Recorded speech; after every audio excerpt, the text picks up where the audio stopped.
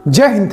आप सभी को मेरा प्यार भरा नमस्कार। दो सब्जेक्ट जो आपका पीटी कंफर्म करेगा, एक है आपका जो सबसे मोस्ट इंपॉर्टेंट है वो है साइंस, जिसमें बायोलॉजी, केमिस्ट्री, फिजिक्स इंक्लूडिंग आपका botany and science and tech, plus दूसरा जो आपका सब्जेक्ट है करंट अफेयर्स। करंट अफेयर्स हम ऑलरेडी आपको दिसंबर, जनवरी, फरवरी का कंप्लीट करवा चुके हैं, साथ में बीच में उन्हें अक्टूबर का भी करवाया था 2025 का।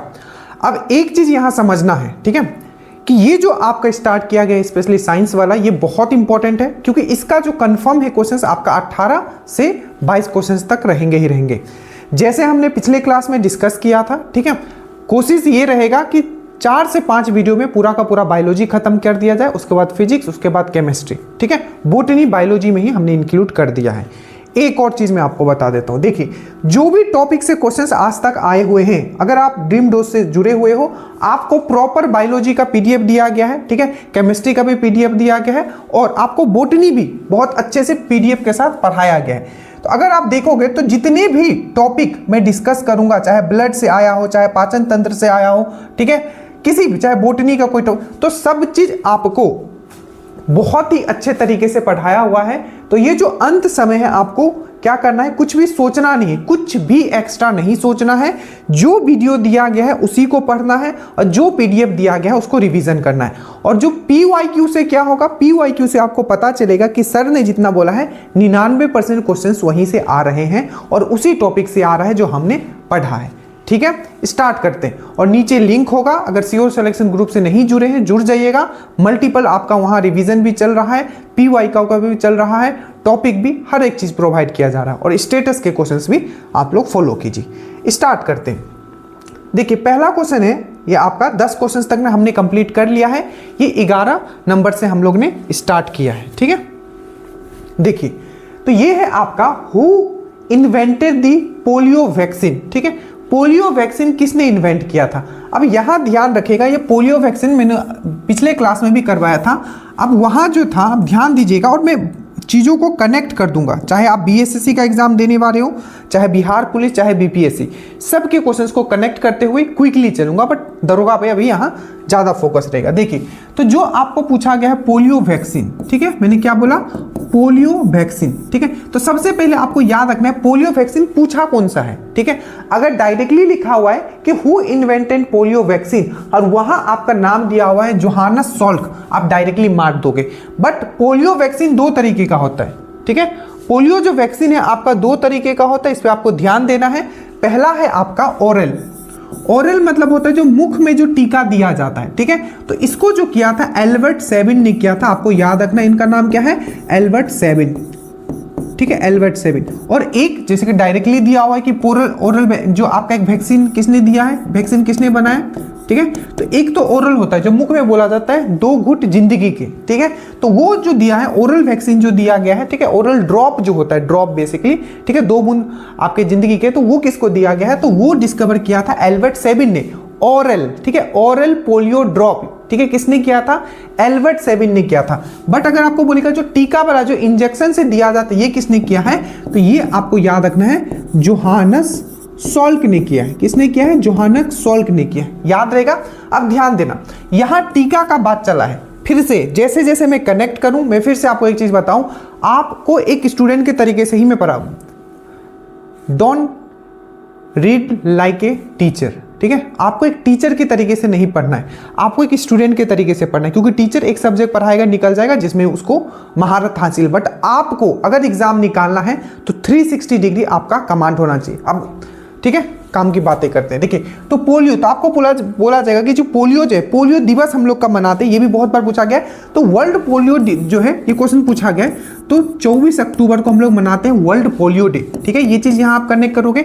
ठीक है, पोलियो का आप 2 एक याद रखोगे, एल्बर्ट सेबिन जो 2 घूंट जिंदगी के, ठीक है, मतलब ओरल ड्रॉप इन्होंने डिस्कवर किया था, और जो टीकाकरण है इन्होंने जोहानस सॉल्क ने किया था। और याद रखिएगा पोलियो जो है किस टाइप का बीमारी है, तो एक वायरल डिजीज है। क्या है आपका, एक वायरल डिजीज है, ये भी चीज आपको याद रखना है। क्या है ये, एक वायरल डिजीज है, ये चीज याद रखना है। अब जो मैं बात बताऊं उसको ध्यान से देखना है। सबसे पहले हम लोग बात करते हैं अलेक्जेंडर फ्लेमिंग का। क्या नाम है, अलेक्जेंडर फ्लेमिंग। अब याद रखिएगा, ठीक है, सबसे पहला एंटीबायोटिक आपको पूछा जाएगा, सबसे पहला एंटीबायोटिक पे बहुत क्वेश्चंस पूछे गए, मैं आगे भी बात करूंगा। सबसे पहला एंटीबायोटिक किसने डिस्कवर किया था, तो आपको याद रखना आपका अलेक्जेंडर फ्लेमिंग ने किया था, और जिसका नाम था पेनिसिलिन। ठीक है, तो आपको याद रखना कि पहला जो है आपका, पहला जो आपका जो एंटीबायोटिक बना था वो किसने बनाया था या किसने इन्वेंट किया था, तो आप बोलोगे, क्या बोलोगे, अलेक्जेंडर फ्लेमिंग। उसका नाम क्या था, तो पेनिसिलिन।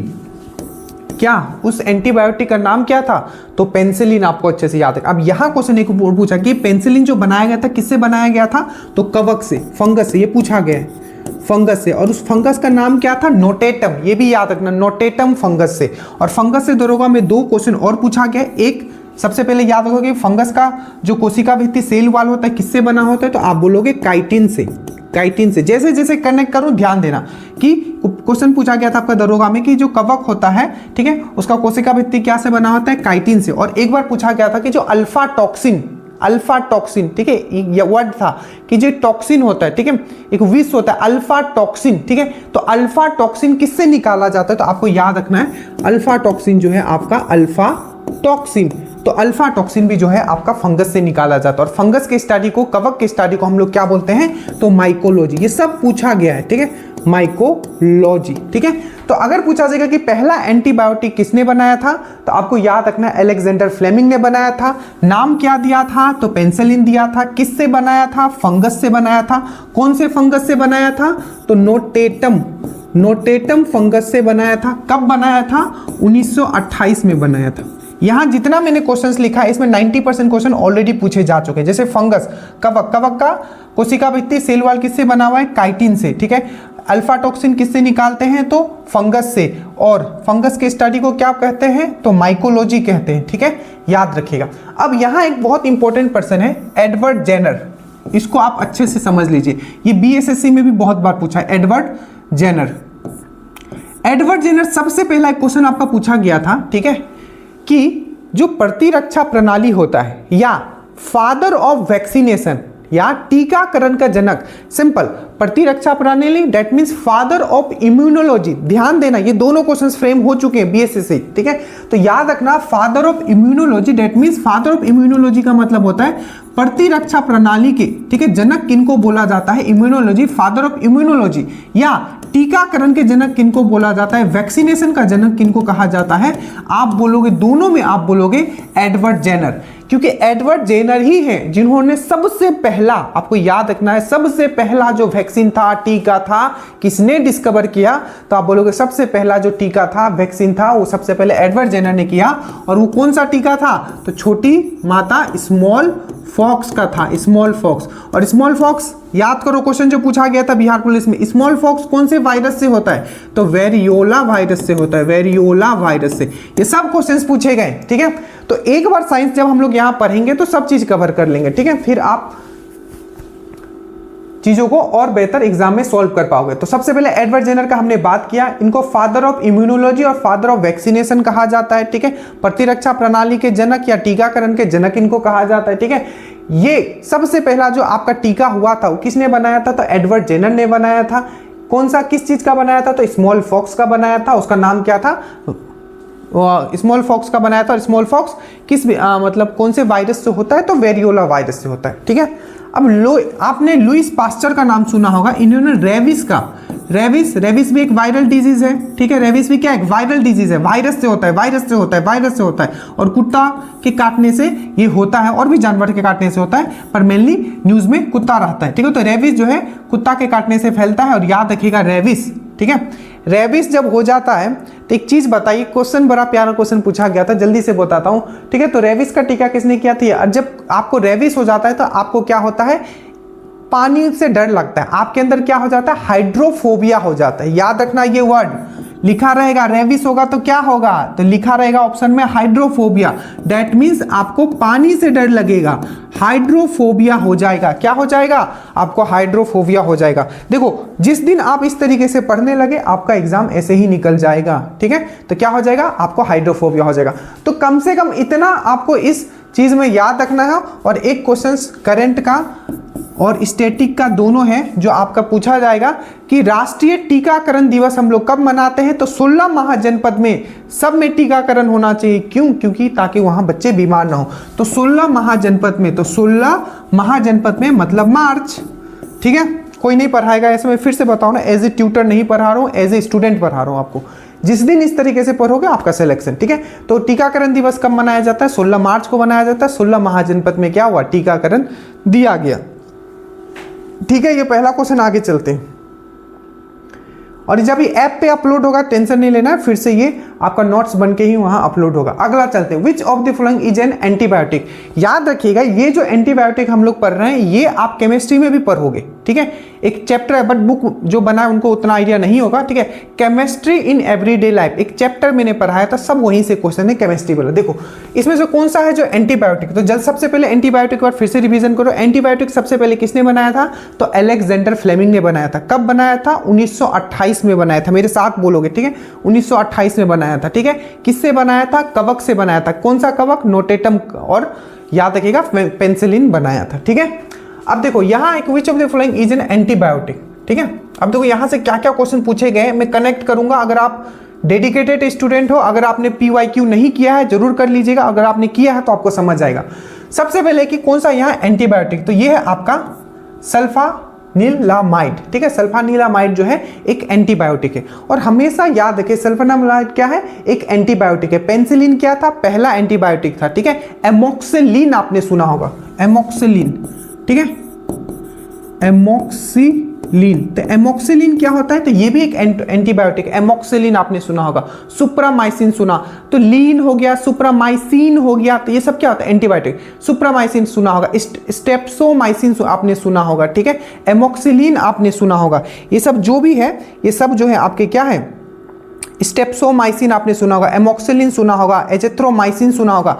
तो ये एजेथ्रोमाइसिन, सिन जो आएगा, एमोक्सिलिन लीन वाला जो आएगा। ठीक है, तो एमोक्सिलिन हो गया, एजेथ्रोमाइसिन हो गया, स्टेप्सोमाइसिन हो गया, ये जितने भी हैं ये आपका किसका एग्जांपल है? तो ये है आपका एंटीबायोटिक का एग्जांपल है। तो एक मैंने यहां लिख दिया, जैसे कि एमोक्सिलिन हो गया। ठीक है, उसके बाद एजिथ्रोमाइसिन हो गया, एजिथ्रोमाइसिन हो गया। ठीक है, सबसे पहला क्या था? तो वो पेनिसिलिन था।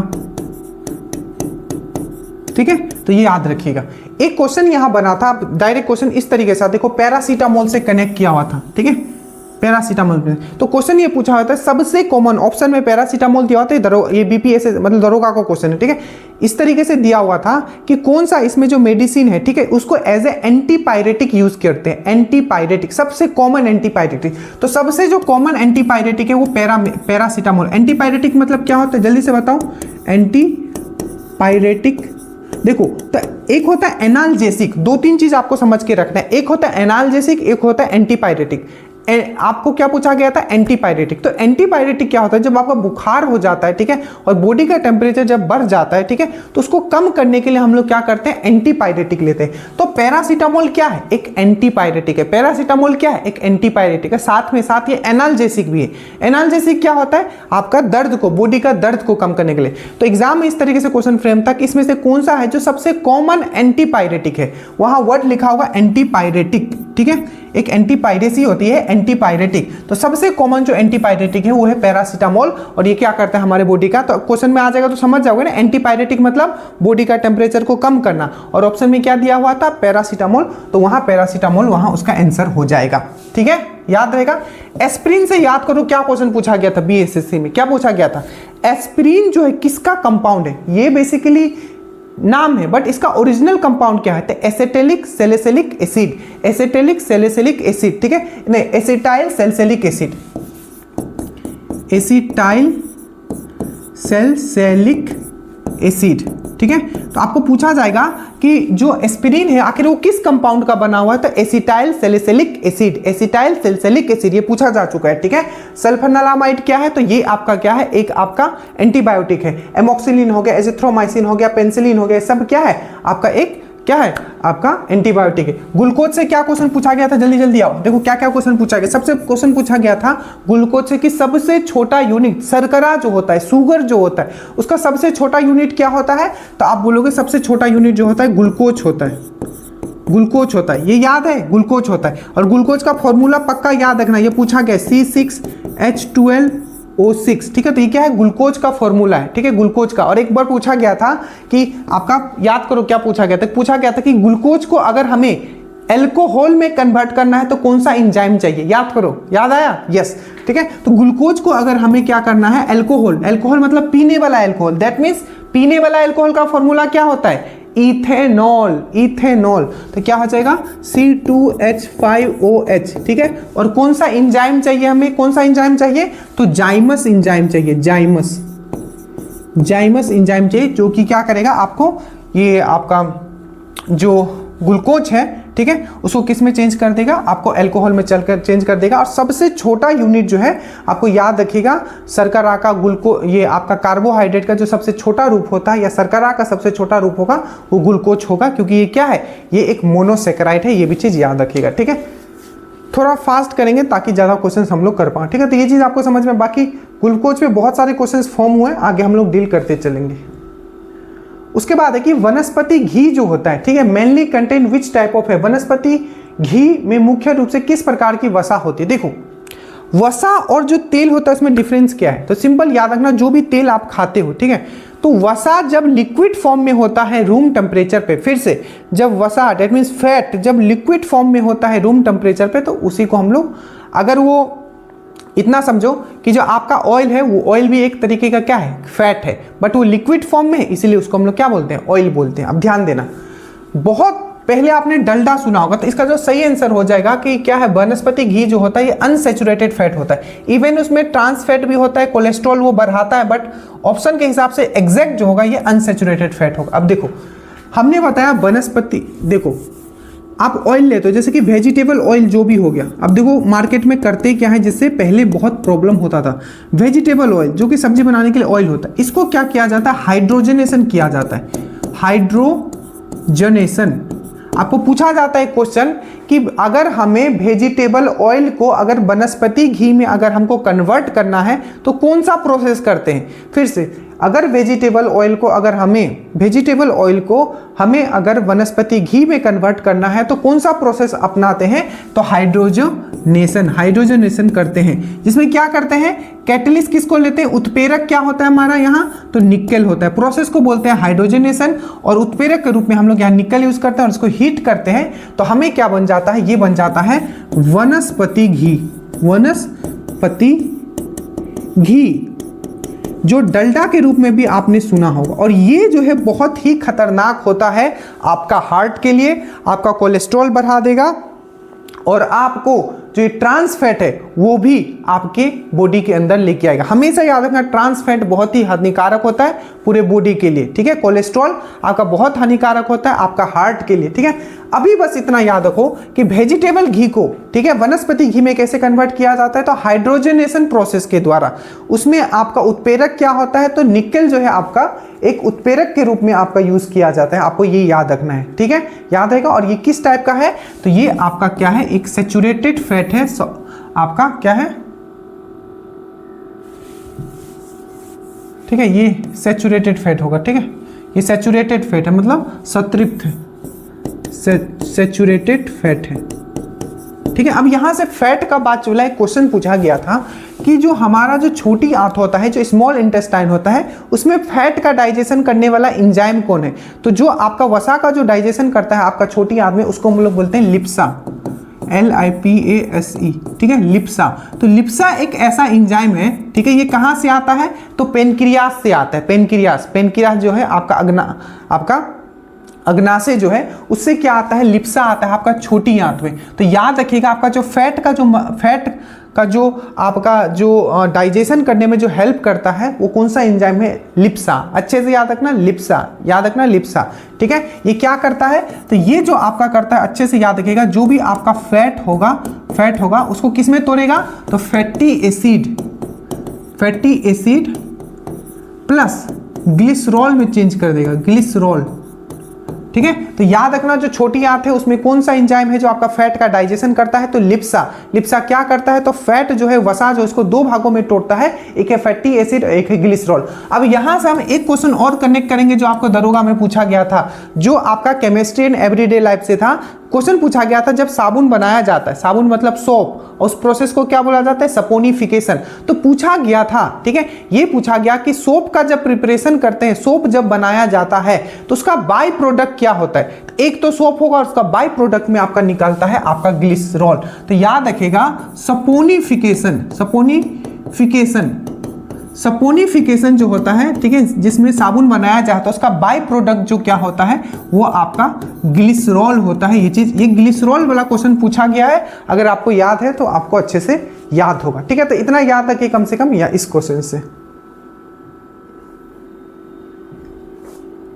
उसके बाद है कि विच acid is produce in the human stomach, ठीक है, मानव के पेट में या अमाशय में, ठीक है, पाचन के सहायता के लिए कौन सा एसिड बनता है, सबको पता है, ये है आपका HCl हाइड्रोक्लोरिक एसिड। अब देखो जल्दी जल्दी बताओ इससे क्या क्या क्वेश्चंस आपके पूछे गए। एक क्वेश्चन पूछा गया था कि हाइड्रोक्लोरिक एसिड को और किस नाम से जानते हैं, तो म्यूरिएटिक एसिड, म्यूरिएटिक एसिड, ठीक है, याद आया, म्यूरिएटिक एसिड, ठीक है। आपको ये पूछा गया, ठीक है, कि HCl, ठीक है, ये क्या है आपका हाइड्रोक्लोरिक एसिड है, ठीक है, और ये क्या है, इसको और किस नाम से जानते हैं, म्यूरिएटिक एसिड के नाम से जानते हैं, ठीक है। अब ये भी ध्यान रखिएगा, ठीक है, एक क्वेश्चन पूछा गया था कि आपका जो गैस्ट्रिक जूस होता है, पेट का जो गैस्ट्रिक जूस होता है उसका पीएच कितना होता है, तो 1.5 से 3.5 के बीच में होता है, और एग्जाम में आपको 2.5 दिया होता है। तो पूछा जाएगा कि गैस्ट्रिक जूस का, मैंने क्या बोला, गैस्ट्रिक जूस का, ठीक है, पीएच कितना होता है, तो आप बोलिएगा गैस्ट्रिक जूस का जो पीएच होता है वो 2.5 होता है। अच्छे से याद रखिएगा, ठीक है। और हमारे पेट में क्या होता है, HCl होता है, ठीक है, हाइड्रोक्लोरिक एसिड होता है, जिसको हम लोग म्यूरिएटिक एसिड भी बोलते हैं। मेनली इसका काम क्या है, अगर स्टेटमेंट बेस्ड क्वेश्चन आ जाएगा तो ये आएगा, हमेशा याद रखना। पेट में आपको ये भी क्वेश्चन पूछा गया, अभी आगे आएगा, ठीक है, कि जो प्रोटीन का जो डाइजेशन है वो कहां से स्टार्ट होता है। जैसे एक बार क्वेश्चन पूछ लिया था कि डाइजेशन कहां से स्टार्ट होता है, तो जो डाइजेशन है, जो पाचन है, वो मुंह से होता है, मतलब माउथ से होता है, माउथ कैविटी से होता है, मुख गुहा से होता है, माउथ में होता है। आपका डाइजेशन कहां से स्टार्ट होता है, तो माउथ से होता है। और माउथ में जो डाइजेशन होता है वो किसका होता है, कार्बोहाइड्रेट का होता है, कार्बोहाइड्रेट, ठीक है। कार्बोहाइड्रेट जो है किस में चेंज हो जाता है, तो माल्टोस में। कार्बोहाइड्रेट का जो भी हम लोग सब्जी उब्जी लेते हैं उसमें क्या होता है, स्टार्च। स्टार्च क्या है, ये एक प्रकार का कार्बोहाइड्रेट है, पॉलीसेकेराइड कार्बोहाइड्रेट। एकदम दिमाग खोल के रखना, कोई नहीं समझाने वाला इस तरीके से जो मैं आपको समझा रहा हूं, एकदम कनेक्ट कर दे रहा हूं कि क्या क्या क्वेश्चंस पूछे गए हैं, ठीक है। किसी के दिमाग में नहीं होगा, बस मैं कनेक्ट कर दे रहा हूं आपको। देखो तो स्टार्च है, ठीक है, स्टार्च क्या होता है, पॉलीसेकेराइड होता है, ठीक है। अब क्वेश्चन ये पूछा गया कि मुख का जो पाचन है कहां से स्टार्ट होता है, मुख में होता है। किस चीज का पाचन होता है, तो कार्बोहाइड्रेट, और कार्बोहाइड्रेट का कौन सा, पॉलीसेकेराइड कार्बोहाइड्रेट स्टार्च, जो कि चेंज हो जाता है आपका माल्टोज में, ठीक है। और ये चेंज कौन करता है, कौन सा एंजाइम इसके लिए हेल्प करता है, तो सिलेब्री एमाइलेस, सिलेब्री एमाइलेस, जिसको हम लोग टाइलिन भी बोलते हैं, टाइलिन, ठीक है, क्या बोलते हैं, टाइलिन भी बोलते हैं। अब ये तो एक क्वेश्चन पूछा गया था कि मुख से, कि पाचन कहां से स्टार्ट होता है, मुख से होता है। किस चीज का पाचन होता है, कार्बोहाइड्रेट का। कार्बोहाइड्रेट मतलब स्टार्च का, क्या स्टार्च जो है माल्टोज में चेंज हो जाता है, और सिलेब्री एमाइलेस जो ये चीज करता है। अब ध्यान दीजिएगा, पूछा गया था कि जो प्रोटीन का जो डाइजेशन है कहां से स्टार्ट होता था। हमेशा याद रखना, पूछा क्या, अगर प्रोटीन का पूछेगा तो पेट से स्टार्ट होता है, और डाइजेशन कहां से स्टार्ट होता है, तो मुंह से। प्रोटीन का जो डाइजेशन होता है, ठीक है, प्रोटीन का जो डाइजेशन होता है वो स्टोमक में होता है, मतलब पेट में होता है। और इसका डाइजेशन कौन करता है, तो एक आपका एंजाइम होता है जिसको हम लोग बोलते हैं पेप्सिन, पेप्सिन। अच्छे से याद रखना। एक चीज बता देता हूं, देखो ये HCl इसलिए इंपॉर्टेंट है क्योंकि जब ये पेप्सिन जो होता है ये डायरेक्टली पेप्सिन के फॉर्म में प्रेजेंट नहीं होता है हमारे स्टोमक में। क्या होता है, ये पेप्सिनोजिन के रूप में होता है। तो तब वो क्या होता है, इनएक्टिव होता है, वो एंजाइम काम नहीं कर रहा होता है। पर जैसे ही एसिड ये रिलीज होता है वो एक्टिव हो जाता है और वो पेप्सिन का रूप ले लेता है, और स्टोमक में क्या करता है, वो आपका प्रोटीन का डाइजेशन करता है, ठीक है। तो यहां से क्या क्या आपने समझा, पहला क्वेश्चन आपने ये समझा कि डाइजेशन जो स्टार्ट होता है मुख से होता है। मुख में किसका डाइजेशन होता है, कार्बोहाइड्रेट का होता है। एंजाइम कौन सा है वहां, तो आपका सिलेब्री एमाइलेस या टाइलिन, जो स्टार्च को माल्टोज में चेंज करता है। प्रोटीन का डाइजेशन कहां से स्टार्ट होता है, तो पेट से स्टार्ट होता है। कौन करता है, पेप्सिन करता है, पेप्सिन करता है, आपको क्या करता है, प्रोटीन का डाइजेशन यहाँ स्टार्ट करता है। ठीक है, यहाँ HCl है, HCl से क्वेश्चन BS आपका बिहार पुलिस का आप कनेक्ट करो, ठीक है क्वेश्चन, क्योंकि कॉपी पेस्ट होगा, यहाँ वाला वहाँ पूछा जाएगा। पूछा गया था अमल राजा जो होता है, एक्वारीजिया आपने सुना होगा, एक्वारीजिया। ठीक है, तो एक्वारीजिया में क्या क्या होता है, तो एक्वारीजिया में होता है 3:1 के फॉर्मेट में होता है, 3:1 के फॉर्मेट। 3 क्या होता है आपका HCl होता है, और 1 क्या होता है आपका नाइट्रिक एसिड HNO3 होता है। तो याद रखना 3:1 के रेशियो में अगर हम लोग मिलाते हैं HCl और नाइट्रिक एसिड को, तो वो क्या बनता है, एक्वारीजिया बनता है। ठीक है, ये HCl से याद रखना, HCl के बारे में मैंने क्या क्या बताया। ठीक है, नाइट्रिक एसिड के बारे में क्या बताया अभी मैंने, HNO3। अब ध्यान दो दरोगा में क्या क्या क्वेश्चन पूछा गया एसिड से।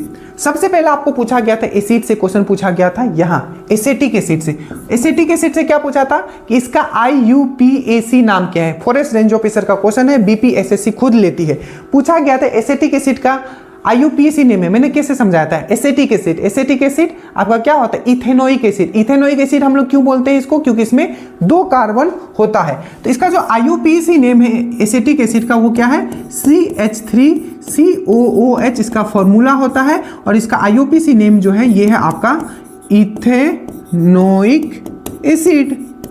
ठीक है, methane, ethane, propane, butane, pentane सब बहुत अच्छे से आपको करवाया गया। ठीक है, तो CH3COOH क्या इथेनोइक एसिड है, याद रखिएगा। और यही क्वेश्चन आपको थोड़ा सा यहां से घुमा देगा कि जो विनेगर जो होता है, सिरका जो होता है, उसमें क्या मिलता है, तो उसमें एसिटिक एसिड ही मिलता है। तो ये भी याद रखिएगा, विनेगर में कौन सा एसिड मिलता है, तो आपका एसिटिक एसिड ही मिलता है। ठीक है, याद रखिएगा। ठीक है, और एसिटिक एसिड का जो IUPAC नेम क्या है, इथेनोइक एसिड है, फॉर्मूला क्या है, CH3COOH। एक क्वेश्चन पूछा गया था, आपको याद करो कि दरोगा में, कि कौन सा ऐसा एसिड है, ठीक है, कौन सा ऐसा एसिड है जो कि जो ग्लास होता है उसमें नकाशी के लिए उसको यूज किया जाता है, तो वो है आपका HF, that means hydrofluoric acid. ठीक है, हाइड्रोफ्लोरिक एसिड। तो याद रखना कौन सा ऐसा एसिड है जो आपको नकाशी जो होता है आपका ग्लास पे नकाशी बनाने के लिए यूज किया जाता है, हाइड्रोफ्लोरिक एसिड। और एक बार पूछा था कि कौन सा ऐसा एसिड है, ठीक है, जो कि हम लोग आंख धोने में यूज कर सकते हैं, क्योंकि वो एक एंटीसेप्टिक होता है। ठीक है, तो बहुत ही प्यारा क्वेश्चन था ये भी। तो ये था आपका बोरिक एसिड, बोरिक एसिड याद रहेगा, बोरिक एसिड। तो बोरिक एसिड क्या होता है, एज ए एंटीसेप्टिक के रूप में भी यूज किया जाता है, इसलिए आंख धोने के लिए यूज करते हैं। और हाइड्रोफ्लोरिक एसिड जो है आपका ग्लास पे नकाशी के लिए यूज किया जाता है। और यहां है आपका सल्फरिक एसिड। देखो कितना क्वेश्चन ग्रुप डी में इससे पूछा सल्फरिक एसिड से पूछा गया था सबसे पहले फॉर्मूला, तो H2SO4, क्या H2SO4 जो होता है इसका फॉर्मूला। दूसरा पूछा गया था किस एसिड को किंग ऑफ एसिड बोला, मतलब एसिडों का राजा किसको बोला जाता है, तो वो भी आपको इसको ही बोला जाता है, किंग ऑफ एसिड बोला जाता है, किंग ऑफ एसिड बोला जाता है। क्या बोला जाता है, तो आपको याद रखना है सल्फरिक एसिड का फॉर्मूला क्या होता है, H2SO4 होता है, और इसको क्या बोला जाता है, किंग ऑफ एसिड इसको बोला जाता है। ठीक है, और एक पूछा जाता है कि इंडस्ट्री जो होता है, जो भी हमारा इंडस्ट्री है, जो उद्योग है, ठीक है, जिसमें आप देखते हो उसमें भी कौन सा एसिड यूज किया जाता है, तो आपका यही आपका सल्फरिक एसिड होता है। और साथ ही साथ जो कार का जो आपका बैटरी होता है, मैंने क्या बोला कि जो भी आपका कार का जो बैटरी होता है उसमें भी क्या यूज होता है, तो आपका यही यूज होता है, आपको याद रखना है। ठीक है, तो सल्फरिक एसिड क्या याद रखोगे, इस किंग ऑफ एसिड इसको बोला जाता है। ठीक है, दूसरा याद रखोगे तेजाब का जो फॉर्मूला होता है वो भी सल्फरिक एसिड H2SO4 होता है। ठीक है, बैटरी में कौन सा होता है, तो ये यही होता है। ठीक है, तो ये सब कम से कम इतना याद रखिएगा। बोरिक एसिड के बारे में मैंने बताया, हाइड्रोफ्लोरिक एसिड के बारे में मैंने बताया, ये बहुत इंपॉर्टेंट है। ठीक है, और ये पाचन में हम लोग थे, तो पाचन में मैंने आपको ये चीज बताया, तो याद रखिएगा। ठीक है, ये सब क्वेश्चन पूछे गए। आइए क्वेश्चन नंबर 15 पे आइए, which vitamin is essential for maintaining healthy vision. ठीक है, बहुत बार रिपीट हो चुका है, पता है एक ही क्वेश्चन, देखो इसीलिए मैं बार बार अगर आपने सही से मुझे पढ़ा है, ठीक है, मेरी चीजों को पढ़ा, तो एक चीज हम हमेशा बोलते हैं कि टॉपिक सेम रहेगा, क्वेश्चंस घुमा देगा। एक ये क्वेश्चन पूछा है, और एक्सरसाइज में क्या क्वेश्चन पूछ लिया था कि गोल्डन राइस जो है किस चीज के लिए, ठीक है, गोल्डन राइस में किस चीज का प्रचुरता होती है, ये क्वेश्चन आपको पूछ लिया गया था, ये क्वेश्चन पूछ लिया गया था। अब देखो ध्यान से सुनो, देखिए सबसे पहले कि which vitamin is essential for maintaining the healthy vision. ठीक है, हेल्दी विजन के लिए कौन सा विटामिन इंपॉर्टेंट होता है, तो वो होता है आपका विटामिन ए। क्या है, हेल्दी विजन के लिए, मतलब अच्छा आपका स्वस्थ दृष्टि बनाए रखने के लिए। कौन सा? तो विटामिन ए। ठीक है, आई आपका सही से काम करे इसके लिए। ठीक है, आई आपका सही से काम करे इसके लिए। अब देखो 2 क्वेश्चंस में यहां पूछता हूं जो आपको दरोगा से पूछा गया, इसीलिए बोल रहा हूं ना मैं, मतलब दरोगा अगर आप दे रहे हो एग्जाम, ठीक है, तो आपको ड्रीम डोज से जुड़ना है। अब देखो कैसे मैं बता रहा हूं, देखो अब आई यहां आया ना, आई से 2 क्वेश्चन पूछा गया। अब देखो आपको तुरंत दिमाग में आ जाना चाहिए। सबसे पहले पूछा गया था कि आई का स्टडी को हम लोग क्या कहते हैं, क्वेश्चन पूछा गया, तो इसको हम लोग कहते हैं ऑप्थोमोलॉजी। ऑप्थोमोलॉजी क्या बोला जाता है? ऑप्थोमोलॉजी। ठीक है, दूसरा डिजीज से तो पूछता ही है, हाइपरमेट्रोपिया, वो नहीं, थोड़ा यूनिक। ठीक है, आई की स्टडी को हम लोग क्या बोलते हैं? ऑप्थोमोलॉजी। दूसरा क्वेश्चन आई से ही पूछ लिया था कि आई का जो नेत्र गोलक होता है, दैट मीन्स जो आई बॉल होता है, ठीक है, उसका डायमीटर कितना होता है, ठीक है, उसका व्यास कितना होता है आई बॉल का डायमीटर, तो ये आपको याद रखना है 2.3 सेंटीमीटर होता है। ये 2 क्वेश्चन आपको यहां से याद रखना है। और विटामिन ए का अगर कमी हुआ तो आई में आपको 2 बीमारी होगा जिससे क्वेश्चंस आपके पूछे गए थे, अगर आपको याद हो। सबसे पहले हो जाता है आपका ज़ेरोथैलेमिया। ठीक है, ज़ेरोथैलेमिया क्या होता है? आंख में सूखापन आ जाता है। और दूसरा है आपका रतौंधी, नाइट ब्लाइंडनेस। ठीक है, मतलब रतौंधी। ये अब ये तो पूछा ही क्या, ठीक है, आई आपका सही रखना है तो विटामिन ए का जरूरत है। ठीक है, 2 बीमारी हो जाएगा, ज़ेरोथैलेमिया, नाइट ब्लाइंडनेस, अगर विटामिन ए का कमी हो गया। और विटामिन ए का केमिकल नेम आपको अच्छे से याद रखना है, जिसको हम लोग बोलते हैं रेटिनॉल। क्या बोलते हैं? रेटिनॉल। अब एक्सरसाइज का एक और क्वेश्चन याद करो। एक्सरसाइज में क्या पूछा गया था? गोल्डन राइस, सुनहरा चावल, ठीक है, किस विटामिन के लिए बहुत ही अच्छा होता है? प्रचुर विटामिन उसमें मिलता है। तो गोल्डन राइस जो है आपका, गोल्डन राइस, ठीक है, किस चीज के लिए प्रचुर होता है गोल्डन राइस? तो आपको याद रखने का विटामिन ए के लिए, विटामिन ए। ठीक है, तो विटामिन ए के लिए क्या होता है? गोल्डन राइस जो होता है बहुत ही प्रचुर होता है, ये चीज आपको याद रखना है। ठीक है, विटामिन ए के लिए क्या होता है? गोल्डन राइस जो होता है बहुत ही प्रचुर मात्रा में पाया जाता है, गोल्डन राइस। याद रहेगा। चलिए अब यहां देखिए कि और क्या क्या क्वेश्चन पूछा गया ये विटामिन ए से। तो विटामिन ए से मैंने आपको ये 2 डिजीज के बारे में बता दिया। स्टडी, आंख के स्टडी को ऑप्थोमोलॉजी बोला जाता है। नेत्र गोलक या आई बॉल का जो डायमीटर होता है, व्यास होता है, वो 2.3 सेंटीमीटर होता है। विटामिन ओ का रेटिनॉल बोला जाता है। और गोल्डन राइस इसमें रिच होता है। आप बोलोगे सर और क्या क्वेश्चन? एक क्वेश्चन और जो बीएसएससी में अभी पूछा गया था, ठीक है, वो क्या है कि कौन सा ऐसा विटामिन है जिसको नॉन इन्फेक्शियस विटामिन बोलते हैं? देखो कितना प्यारा क्वेश्चन पूछ लिया है। ठीक है, नॉन इन्फेक्शियस विटामिन, जिससे इन्फेक्शन कम होगा अगर विटामिन ए आपके अंदर रहेगा तो आपको याद रखना है विटामिन ए। तो ऐसे आपको कैरोट में मिलता है। ठीक है, ये आपको पता होगा, कैरोट में, सोर्स में मैंने बता दिया कि कैरोट में आपका मिलता है। अब देखो ये होता है तो आपका नॉन इन्फेक्शियस विटामिन भी इसको बोला जाता है, नॉन इन्फेक्शियस विटामिन।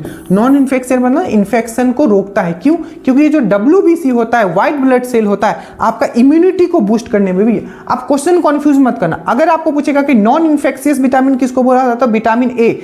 बट कौन सा ऐसा विटामिन है जो आपका घाव हो जाता है उसको जल्दी भरने के लिए हेल्प करता है? तब आप बोलोगे विटामिन सी। ठीक है, विटामिन सी का केमिकल नाम क्या है? एग्जॉर्बिक एसिड।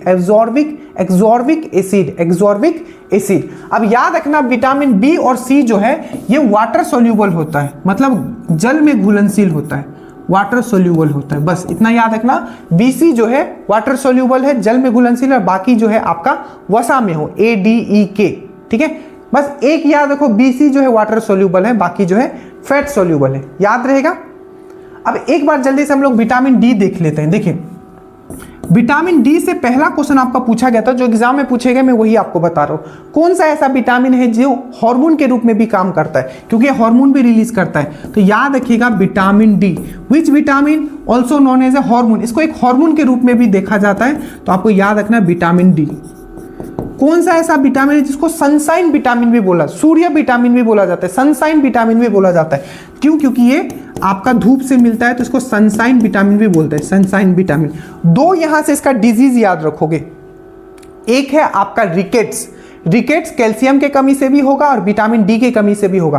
तो याद रखिएगा, यहाँ आपको अच्छे से याद रखना है, विटामिन डी को आपको अच्छे से याद रखना है। ये है आपका क्या है, तो इससे दो बीमारी होता है, एक है आपका रिकेट्स जो कि बच्चों में होता है, ठीक है, बच्चों में होता है आपका। इसमें क्या होता है, मेनली क्या है कि हड्डी का कमजोर आपका हो जाता है। तो रिकेट्स जो है आपका कैल्शियम और विटामिन डी की कमी से होता है, जनरली विटामिन डी आपको याद रखना है। और साथ ही साथ दो ऐसे विटामिन जो एडल्ट में होता है, ठीक है, जो आपका वयस्क मनुष्य में होगा, एक होगा ऑस्टोमेलेसिया या इसी को आप साथ में बोल सकते हो ऑस्टियोपोरोसिस, ठीक है। तो ऑस्टोमेलेसिया या ऑस्टोपोरोसिस, ऑस्टोमेलेसिया या ऑस्टोपोरोसिस जो होता है, ये दोनों जो होता है विटामिन। तो दो बीमार कौन सा याद रखोगे, एक है रिकेट्स जो बच्चों में होता है और वयस्क में कौन सा होता है, ऑस्टोपोरोसिस, जिसमें ऑस्टोपोरोसिस में ही बना हड्डी तो आपका कमजोर होगा ही, साथ में हड्डी में क्या होता है कि माना जाता है कि छेदा भी हो जाता है, ठीक है। तो ऑस्टियोपोरोसिस और रिकेट्स जो रिलेटेड है आपका विटामिन डी से रिलेटेड है, ये चीज याद रखिएगा, ठीक है। चलिए इतना करते हैं, इसमें आपको इतना याद रखना, आगे चलते हैं, ठीक है। चलो आप लोग लाइक नहीं करते, सबसे बड़ा बात, लाइक और हाइप का बटन दबना चाहिए। जैसे ही मुझे लगेगा तो ये क्लास को मैं थोड़ा लॉन्ग कर दूंगा और जल्दी से बायोलॉजी खत्म करके हम लोग केमिस्ट्री स्टार्ट करेंगे। बाकी ऐप पे देख रहे हो तो आपको बेहतरीन सब्जेक्ट वाइज आपको पढ़ा दिया गया। अब ये देखो, स्टडी से हमेशा क्वेश्चन पूछा जाता है, जैसे कि पूछा गया था कि पैलेंटोलॉजी जो है किसके अध्ययन को कहते हैं, पैलेंटोलॉजी। इसी तरीके से मैंने अभी आपको बताया था ऑफ्थोमोलॉजी से पूछा था, ऑफ्थोमोलॉजी। ऑफ्थोमोलॉजी किसके स्टडी को बोलते हैं, तो आई के अध्ययन को ऑफ्थोमोलॉजी बोलते हैं। एक बार आपका पूछ लिया था बर्ड के, मतलब बर्ड के स्टडी को क्या कहते हैं, मतलब आपके जो चिड़िया हैं उसके स्टडी को क्या कहते हैं, तो ऑर्निथोलॉजी, ऑर्निथोलॉजी ये पूछा गया था, ऑर्निथोलॉजी। एक बार पूछ लिया था बर्ड का, ऑर्निथोलॉजी। एक बार पूछ लिया था आंख का, ऑफ्थोमोलॉजी। एक बार इसी तरीके से आपका पूछ लिया जाएगा आपका किडनी, नेफ्रोलॉजी। नेफ्रोलॉजी में किसका स्टडी करते हैं, नेफ्रोलॉजी, नेफ्रोलॉजी। तो नेफ्रोलॉजी में किसका स्टडी करते हैं, किडनी का, ठीक है। किसका स्टडी करते हैं, किडनी का करते हैं हम लोग, नेफ्रोलॉजी में स्टडी करते हैं। और क्या, एक तो बर्ड का पूछा था, एक पूछा था माउंटेन का, जो पर्वत होते हैं उसकी स्टडी को हम लोग क्या कहते हैं, ओरोलॉजी, ओरोलॉजी, ओरोलॉजी, ठीक है, ओरोलॉजी। और एक बार पूछ लिया था कि सुंदरता के स्टडी को क्या कहते हैं, ब्यूटीनेस के स्टडी को क्या कहते हैं, ये भी पूछा गया, ठीक है। तो कैकोलॉजी, एक बार चेक कर लेना इसको, कैकोलॉजी, ठीक है, कैकोलॉजी आई थिंक था, ठीक है। मैं एक बार चेक भी कर लेता हूँ, कैकोलॉजी जो है एक बार मैं चेक कर लेता हूँ, ठीक है, ठीक है, कैकोलॉजी। तो ये जो है आपका पैलेंटोलॉजी है, बेसिकली जो जीवाश्म का जो स्टडी होता है, ठीक है, जीवाश्म का जो स्टडी होता है उसको हम लोग क्या कहते हैं, तो हम लोग कहते हैं उसको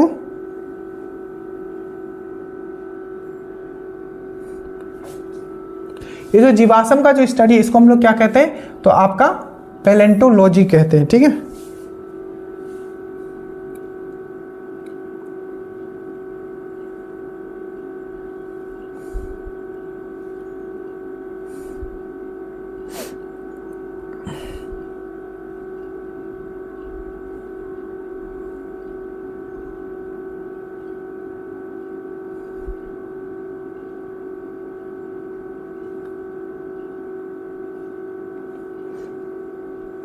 तो ये जितना भी मैंने बताया है इसको आपको सबसे पहले आपको याद रखना है।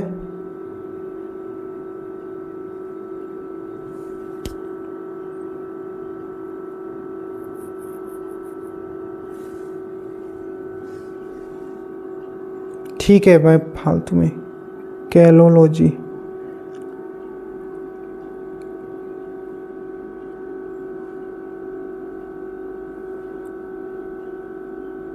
इवन ये क्वेश्चन आपका यूपीएसआई में भी पूछा गया है।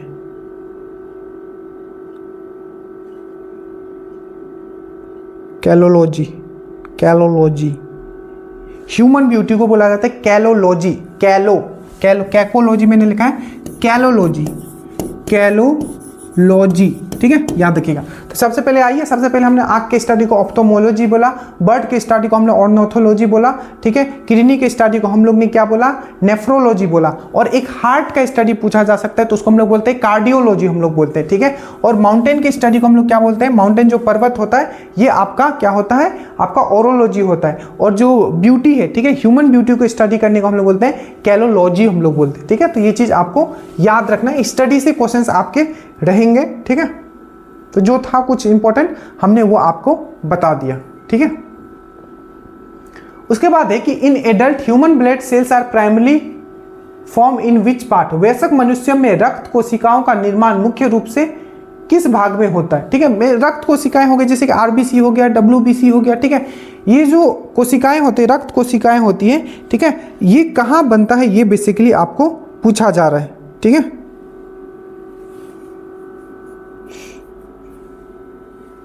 ठीक है, इसको क्या बोलते हैं हम लोग, कैलोलॉजी बोलते हैं, वो हमने पीछे बात किया था। अब देखिए, तो यहाँ है आपका इन एडल्ट ह्यूमन ब्लड, देखिए जितना भी आपका आरबीसी बोले, डब्ल्यूबीसी बोले, ठीक है, ये सब बनता कहाँ है, तो ये बोन मैरो में बनता है, long bone marrow, bone marrow, ये शब्द याद रखिएगा, बहुत इंपॉर्टेंट है, ठीक है, बोन मैरो। अब ये जो बोन मैरो है, सबसे पहले तो याद रखो क्या, बोन मैरो, बोन मैरो, ये बोन मैरो आपको कहाँ मिलेगा, बोन मैरो आपको कहाँ मिलेगा, तो सबसे पहले फीमर, फीमर आपको अच्छे से आपको पूछा जाएगा, पूरे बॉडी का, पूरे बॉडी का पूछा भी जाता है, पूरे बॉडी का सबसे लंबा हड्डी कौन सा है, तो फीमर, सबसे मजबूत हड्डी कौन सा है, तो फीमर, कहाँ मिलता है, तो ये जांग में, थाई में मिलता है, ठीक है।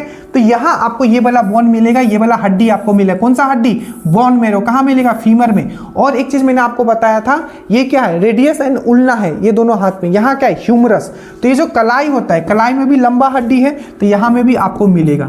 तो ये सब चीज आपको समझ के रखना है, क्योंकि जब ये क्वेश्चन आया था, ठीक है, बहुत कम लोग कर पाएंगे, कि सबको पता है कि बोन मैरो में बनता है, पर बोन मैरो का कहाँ, तो लॉन्ग बोन मैरो में, एक फीमर में जांग का हड्डी जो कि सबसे मजबूत और सबसे लंबा है, और एक आपका ये बाह का हड्डी में जो कि हम लोग ह्यूमरस बोलते हैं। यहाँ क्या बनता है, तो आरबीसी भी बनता है, आपका रेड ब्लड सेल भी बनता है, और आपका डब्ल्यूबीसी भी बनता है, व्हाइट ब्लड सेल भी बनता है। अब ध्यान से समझना, आरबीसी से क्या क्या पूछा गया और डब्ल्यूबीसी से क्या क्या पूछा गया।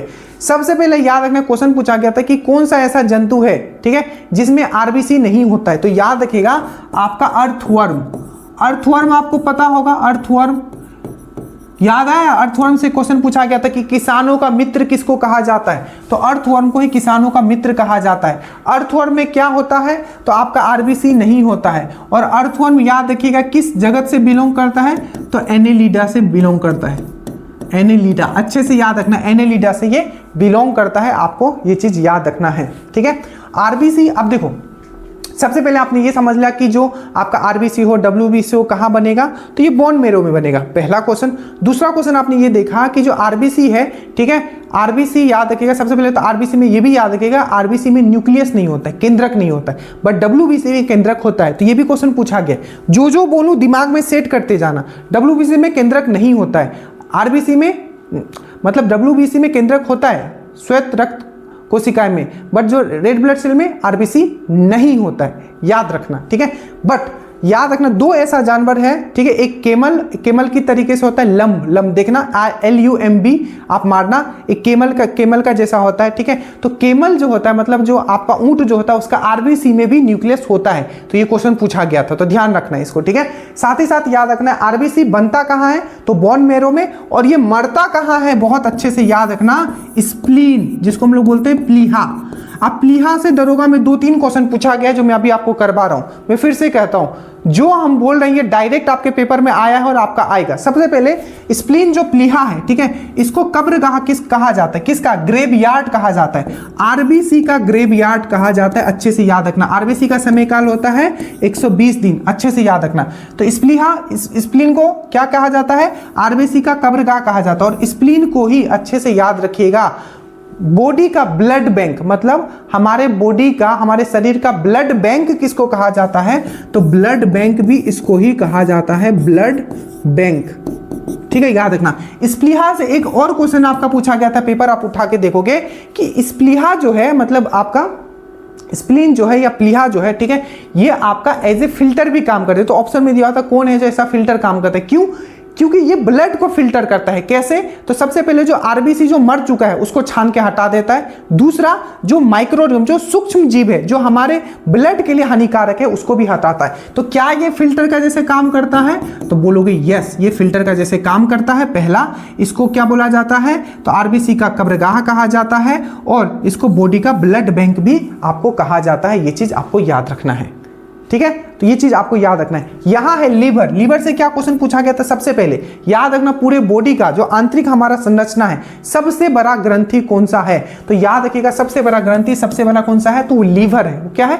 लीवर है। दूसरा याद रखना है, बहुत बहुत बहुत इंपॉर्टेंट क्वेश्चन, हमारे बॉडी में जो एमोनिया, जो कि बहुत ही विषैला पदार्थ है, तो एमोनिया को यूरिया में कौन कन्वर्ट करता है? तो याद रखिएगा, यही है जो आपका एमोनिया को क्या कर देता है? यूरिया में आपका कन्वर्ट कर देता है। कौन? तो लीवर है जो क्या करता है? आपका एमोनिया को आपका यूरिया में चेंज कर देता है। एक बीमारी होता है जिसको हम लोग बोलते हैं सिरोसिस, ठीक है? सिरोसिस या चिरोसिस आप कह सकते हो, ठीक है? इसका स्पेलिंग अगर मैं देख के आपको बताऊं, ठीक है? तो ये जो है आपका क्या है? सिरोसिस, CIR, क्योंकि एक सिरोसिस एक स्किन का बीमारी भी होता है, सिरोसिस, ठीक है? तो इसलिए मैं स्पेलिंग लिख दे रहा हूं, ठीक है? CIRROHIS,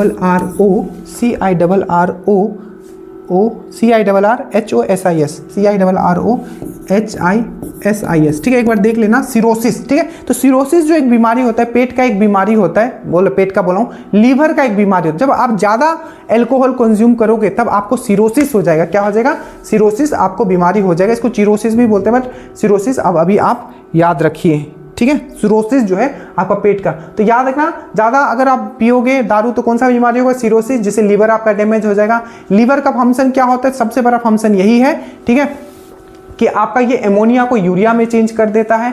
ये सबसे बड़ा आपका क्या है? आपका बॉडी के अंदर में जो ग्रंथि है, जिसका सबसे बड़ा आपका ग्रंथि है। किडनी से याद रखिएगा, ठीक है? जो आपका उत्सर्जन तंत्र होता है, ठीक है, वो किडनी उसमें सबसे बड़ा इंपॉर्टेंट रोल प्ले करता है। और पूछा जाता है कि किडनी का जो कार्यात्मक इकाई है उसको हम लोग क्या कहते हैं?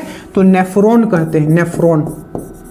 नेफ्रॉन कहते हैं। याद रखिएगा, क्या कहते हैं? नेफ्रॉन कहते हैं। आपको ये चीज भी याद रखना है, ठीक है? इतना क्वेश्चन आप यहां से कम याद रखिए। आगे चलते हैं। उसके बाद which blood group is known as universal, हम बहुत अच्छे से डिस्कस कर चुके हैं। जो यूनिवर्सल, एक होता है सर्वदाता, एक होता है सर्वग्राही। तो सर्वदाता कौन सा था? याद करो। यूनिवर्सल डोनर कौन था? तो यूनिवर्सल जो डोनर होता है ये होता है आपका ओ नेगेटिव। ये क्या है? Universal acceptor. तो यूनिवर्सल एक्सेप्टर कौन होता है? AB होता है। अब क्यों मैंने बताया था? तो जल्दी से बताओ क्या क्या क्वेश्चन इससे मैंने बताया था। सबसे पहले O पॉजिटिव नहीं होगा। O पॉजिटिव क्यों नहीं होगा? क्योंकि इसमें RH फैक्टर भी होता है। क्या होता है उसमें? RH factor. अब देखो क्वेश्चंस के फॉर्म में हम लोग बात करेंगे, ठीक है? अब देखो पूछा जाएगा कि O नेगेटिव जो होता है, ठीक है, O नेगेटिव जो होता है ये सर्वदाता क्यों होता है? ठीक है, यूनिवर्सल डोनर क्यों होता है? क्योंकि इसमें कोई एंटीजन नहीं होता है, नो एंटीजन। और जो आपका AB है ये सर्वग्राही क्यों होता है? मतलब यूनिवर्सल एक्सेप्टर क्यों होता है? क्योंकि इसमें नो एंटीबॉडी होता है। याद रखिएगा, ठीक है? बाकी मैंने बहुत सारे क्वेश्चंस इसमें करवाए हैं पिछले वाले वीडियो में, तो इसको हम यहाँ टाइम वेस्ट नहीं करेंगे। पार्ट 1 आप देख लीजिएगा। उसके बाद है आपका protein are made up of which smaller biomolecule. Protein जो होता है किस छोटे अणुओं से बना होता है? सबसे पहले आपको पूछा जाएगा जितना भी हम पोषक पदार्थ खाते हैं उसमें जो कौन सा पोषक पदार्थ है जिसको हम लोग बिल्डिंग ब्लॉक ऑफ बॉडी बोलते हैं, हमारे बॉडी को बिल्ड करने के लिए होता है। तो बिल्डिंग ब्लॉक ऑफ बॉडी जो बोला जाता है, इसलिए आप देखते हो जो जिम वूम जाते हैं वो प्रोटीन का इतना बड़का वो डब्बा लेके रखते हैं। क्यों? क्योंकि वो हमारा बॉडी बनाता है। तो बिल्डिंग ब्लॉक ऑफ बॉडी जो बोला जाता है, ठीक है, building block of body, building block of body जो बोला जाता है किसको बोला जाता है? तो आपको याद रखना है, बिल्डिंग ब्लॉक ऑफ बॉडी जो बोला जाता है प्रोटीन को बोला जाता है, ठीक है, प्रोटीन को। अरे क्वेश्चन आपको पूछा गया था, अगर आपको याद हो तो, ठीक है, कि प्रोटीन फैक्ट्री किसको बोला जाता है? तो प्रोटीन फैक्ट्री बोला जाता है राइबोसोम को। क्या बोला जाता है इसको? राइबोसोम को क्या बोला जाता है? ये एक क्या है? कोशिकांग है, ठीक है। इसको क्या कहा जाता है? प्रोटीन फैक्ट्री कहा जाता है, ठीक है, याद आया। अब जो प्रोटीन है, देखो प्रोटीन बनाने के लिए क्या होता है? 20 डिफरेंट आपको एमिनो एसिड चाहिए होता है। तो आपको ये भी क्वेश्चन पूछा गया, अगर आपको याद हो, पूछा गया कि प्रोटीन बनाने के लिए कितना आपको एमिनो एसिड चाहिए होता है, तो 20 डिफरेंट एमिनो एसिड चाहिए होता है। तो इसका जो आंसर हो जाएगा यहाँ हो जाएगा एमिनो एसिड। याद रहेगा। अब ध्यान से देखो, एक क्वेश्चन जो थोड़ा घुमा के आपको पूछा गया था कि जो एमिनो एसिड जो है, ठीक है, 20 एमिनो एसिड चाहिए, ठीक है, जिसमें 9 एमिनो एसिड जो होता है एसेंशियल, बोला जाता है कि 20 में 9 को एसेंशियल मतलब आवश्यक, तो 9 इसमें जो होता है आपका एसेंशियल एमिनो एसिड होता है। क्या होता है, सब लिखा हुआ है आपका, ठीक है, 9 जो होता है इसमें एसेंशियल एमिनो एसिड होता है, एसेंशियल एमिनो। तो पूछा जाएगा 20 यूनिट में कितने आपके एसेंशियल होते हैं, तो 9 जो होते हैं एसेंशियल, और ऑप्शन में दिया था कि इसमें से कौन सा है जो एसेंशियल एमिनो एसिड है, तो आपको 2 कम से कम अभी याद रखोगे, एक है आपका लाइसिन और एक है आपका लियोसिन। लाइसिन एंड लियोसिन आपको याद रखना है, ये 2 ऐसे हैं जो आपके एसेंशियल एमिनो एसिड में आपके आते हैं, ये चीज़ आपको अच्छे से याद रखना है, ठीक है। लाइसिन एंड लियोसिन जो है आपको अच्छे से याद रखना है, ठीक है। तो LYSINE लाइसिन, ठीक है, और LEUCIN, तो लाइसिन और ल्यूसिन जो है आपको ये 2 एसेंशियल है, ऑप्शन में ये दिया हुआ था, 9 में से ये 2, बाकी 9 आपको टोटल याद नहीं करना है, देख लेना है, बट ये 2 पक्का याद रखिएगा, लाइसिन और ल्यूसिन 2 एसेंशियल एमिनो एसिड है। एमिनो एसिड याद रखिएगा 20 एमिनो एसिड चाहिए होता है एक प्रोटीन बनाने के लिए, और प्रोटीन फैक्ट्री किसको बोला जाता है, तो राइबोसोम को बोला जाता है, ये भी चीज आपको याद रखना है, ठीक है। यहां है न्यूक्लियोटाइड। न्यूक्लियोटाइड एक क्वेश्चन पूछा गया था बिहार के पीजीटी टीजीटी वाला एग्जाम जो होता है, ठीक है, कि जो न्यूक्लिक एसिड होता है, न्यूक्लिक एसिड जैसे डीएनए हो सकता है, आरएनए हो सकता है, देखो डीएनए हो सकता है, आरएनए हो सकता है, ठीक है। तो जो डीएनए होता है चाहे आरएनए होता है, डीएनए आरएनए का फुल फॉर्म पक्का याद रखिएगा, पूछ लिया जाता है, डीऑक्सी राइबो न्यूक्लिक एसिड, ठीक है, राइबो न्यूक्लिक एसिड। तो देखिए, तो ये जो डीएनए है, ठीक है, डीएनए, तो पूछा गया था कि न्यूक्लिक एसिड जो होता है उसका कार्य, आपका जो उसका जो बेसिक यूनिट जो होता है उसको क्या कहा जाता है, न्यूक्लिक एसिड का जो बेसिक यूनिट जो होता है, कार्यात्मक इकाई जो होता है उसको क्या कहा जाता है, तो आपका फंक्शनल यूनिट आप कह सकते हो, तो उसको न्यूक्लियोटाइड कहा जाता है। ये क्वेश्चन पूछा गया। तो न्यूक्लिक एसिड का जो बेसिक यूनिट जो होता है, ठीक है, उसका जो मूल इकाई जो होता है उसको क्या कहा जाता है, न्यूक्लियोटाइड कहा जाता है, ठीक है। डीएनए का आप अच्छे से याद रखिएगा, डीएनए का जो हेलिक्स मॉडल था, मतलब घुमाव कुंडीला वाला जो आपका इसका मॉडल था, वो किसने दिया था डीएनए का, तो वाटसन एंड क्रिक ने दिया था। किसने दिया था, वाटसन एंड क्रिक। अभी इतना न्यूज में क्यों है वाटसन एंड क्रिक, अभी इसलिए इतना न्यूज में क्योंकि वाटसन जी जो है इनका अभी रिसेंटली 2-3 दिन पहले इनका देहांत हो गया, मतलब डेथ हो गया, तो ये आप करंट में भी आपको दिखेगा। तो डीएनए जो है डीऑक्सीराइबो न्यूक्लिक एसिड, ठीक है, आपको अच्छे से याद रखना है, ठीक है। और डीएनए न्यूक्लिक एसिड का बेसिक यूनिट मूल इकाई क्या होता है, तो न्यूक्लियोटाइड होता है, ये भी चीज याद रखना है। और डीएनए का जो हेलिक्स मॉडल था वो किसने आपका डिस्कवर किया था, तो आपको याद रखना है वाटसन एंड क्रिक ने किया था। और आरएनए का मॉडल किसने किया था, तो वाटसन एंड आर्थर ने किया था। ये वाटसन एंड क्रिक, ये वाटसन एंड आर्थर, और वाटसन जी का देहांत हो गया है, ठीक है, याद रहेगा। एक और क्वेश्चन पूछा गया था डीएनए से, मैं अभी आपको कनेक्ट करवाता हूं, हाँ, कि कौन सा ऐसा एंजाइम जब डीएनए टूटता है, डीएनए मतलब अलग अलग हो जाता है, डीएनए बेसिकली क्या आपको सबको पता होगा, तो डीएनए जब जो होता है, डीएनए जब अलग अलग टूट जाता है, फ्रेगमेंट हो जाता है, तो मान लो कि अगर ये डीएनए का मैं इस तरीके से मॉडल बनाता हूं, ठीक है, तो इसका जो छोटा वाला पार्ट को हम लोग क्या बनेंगे, एक सेगमेंट को हम लोग क्या बोलते हैं, जीन बोलते हैं, जीन बोलते हैं कि नहीं, अरे ये सब समझाया हुआ है। तो डीएनए है, तो डीएनए का एक छोटा वाला पार्ट को सेगमेंट ऑफ डीएनए, डीएनए का छोटा वाला पार्ट को हम लोग जीन बोलते हैं। तो ये डीएनए जब अलग अलग हो जाता है, ठीक है, तो इसको जोड़ने के लिए हम लोग कौन सा एंजाइम का यूज करते हैं, ये आपका दरोगा 1275 मेंस में था। तो उसको जो एंजाइम होता है उसको बोलते हैं लाइगेज, हम लोग बोलते हैं, क्या बोलते हैं हम लोग, लाइगेज बोलते हैं, क्या बोलते हैं हम लोग, लाइगेज हम लोग बोलते हैं, ठीक है। और एक और क्वेश्चन जो आपको डीएनए से पूछा गया था, अगर आपको याद हो याद करो, ठीक है, कि एक्सेप्ट आपका जो कोई सेल है, जो कोशिका है, एक्सेप्ट आपका न्यूक्लियस केंद्रक को छोड़ के डीएनए और कहां कहां मिलता है, तो 2 ऐसे कोशिकांग हैं, ठीक है। एक आपको याद रखना है माइटोकॉन्ड्रिया, ठीक है, और दूसरा याद रखना है आपका क्लोरोप्लास्ट। माइटोकॉन्ड्रिया एंड क्लोरोप्लास्ट ऐसे कोशिकांग है, माइटोकॉन्ड्रिया आपका देखोगे आपका दोनों जगह दिखेगा आपको, ये आपका मतलब प्लांट में भी दिखेगा और एनिमल में भी दिखेगा। बट जो क्लोरोप्लास्ट है, ठीक है, जो हरित लवक आपने सुना होगा, जो क्लोरोप्लास्ट जो आपका कोशिकांग है वो सिर्फ प्लांट में मिलता है।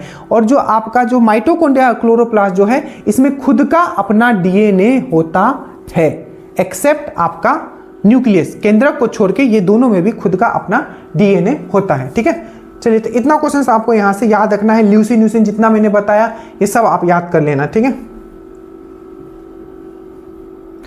उसके बाद है कि कॉटन फाइबर इज ऑब्टेन, ठीक है, कपास का रेशा। ठीक है, देखिए एक बार यहां है कि कपास का रेशा।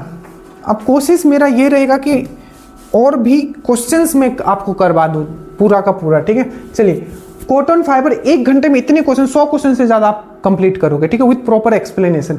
Cotton fibre is obtain from which part of the cotton, ठीक है, कॉटन कपास का रेशा कपास के पौधे के किस भाग से प्राप्त होता है। ठीक है, तो सबको पता है किससे प्राप्त होता है, तो ये होता है आपका बीज से। बीज से आपने देखा होगा, बीज के चारों तरफ क्या होता है, आपका कपास होता है। अब देखो कपास का बात चला है ना, तो मैं इसको थोड़ा हिस्ट्री से एक बार कनेक्ट कर लेता हूं, क्योंकि क्वेश्चन पूछा गया था। सबसे पहले पूछा गया था कि जो आपका जो कॉटन है, जो कपास है, सबसे पहले इसको किसने उपजाया था भारतीय उपमहाद्वीप में, तो याद रखिएगा इंडस वैली सिविलाइजेशन में सबसे पहले इन लोगों ने उपजाया था। दूसरा एक बार क्वेश्चन पूछा था कि हिंद जो यूनानी लोग थे वो कपास को क्या कहते थे, तो हिंडन कहते थे, हिंडन। और इसी से एक और क्वेश्चन पूछा गया था कि जो कपास से सूती का कपड़ा भी आप बना सकते हो। ठीक है, चलो इतना नहीं जाएंगे, अभी इतना याद रखना, हिंडन, हिंडन बोला जाता था। ठीक है, हिंडन, हिंडन। ठीक है, और इंडस वैली सिविलाइजेशन सबसे पहले कपास इन्होंने उगाया था, ये याद रखना। ठीक है, अब देखो ये क्वेश्चन देखो, अब ये क्वेश्चन जो है आपका बहुत ही बेसिक है।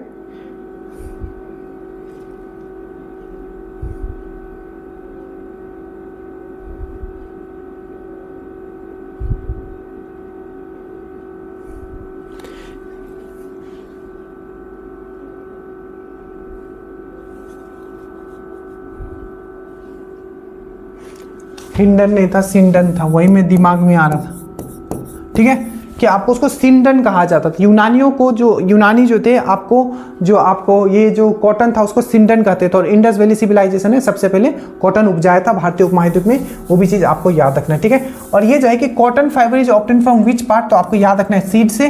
कॉटन के लिए सबसे जल्दी से क्विक आप रिवीजन करेंगे, कॉटन के लिए सबसे अच्छा जो आपका सॉइल होता है कौन सा होता है, मिट्टी कौन सा होता है, तो वो होता है रेगुर सॉइल। रेगुर को हम लोग क्या बोलते हैं, आपका ब्लैक सॉइल। और कौन सा ऐसा सॉइल है, कौन सा ऐसा मिट्टी है जिसको श्वेत जोत मिट्टी भी बोलते हैं, खुद से अपने आप को जोत लेता है, तो श्वेत जोत मिट्टी भी हम लोग काली मिट्टी को ही हम लोग बोलते हैं। ठीक है, तो ये चीज आपको यहां से याद रखना है। अब दरोगा में 2 क्वेश्चन पूछा गया था, यहां से मैं कनेक्ट करता हूँ लिप से, पत्ता से।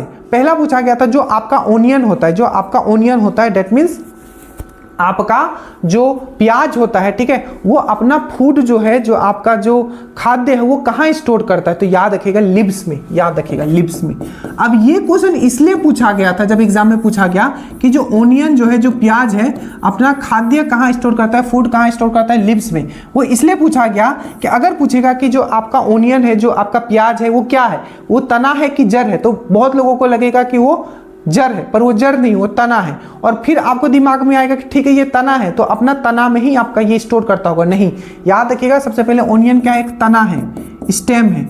और अपना फूड कहाँ स्टोर करता है, तो आपका पत्तियों में अपना ये क्या करता है, खाद्य अपना स्टोर करता है। एक यहीं से क्वेश्चन और पूछा गया था, लिप से ही पूछा गया था कि जो भी आपका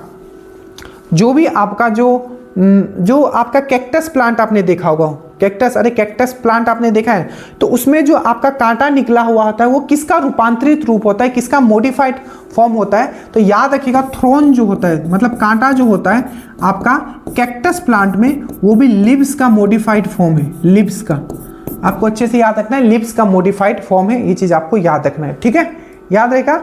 गाजर और याद रखिएगा मूली जो है, गाजर और मूली क्या है, आपका रूट है, अच्छे से याद रखिएगा, रूट है। और आपका जो आलू जो है, ठीक है, वो क्या है, आपका तना है, ये चीज आप ये भी चीज याद रखिएगा। ठीक है, बाकी कॉटन के बारे में नहीं, जो बताया वो चीज आपको याद रखना है।